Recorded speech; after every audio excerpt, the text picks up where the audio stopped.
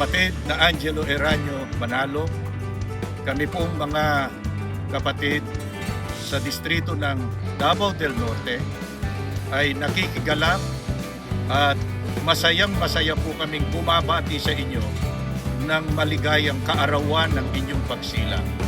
Sumasampalataya po kami na kaya kayo ay ibinigay ng Panginoong Diyos para makatulong ng kapatid na Eduardo B. Manalo sa napakalawak at napakalaking gawain sa loob ng iglesia.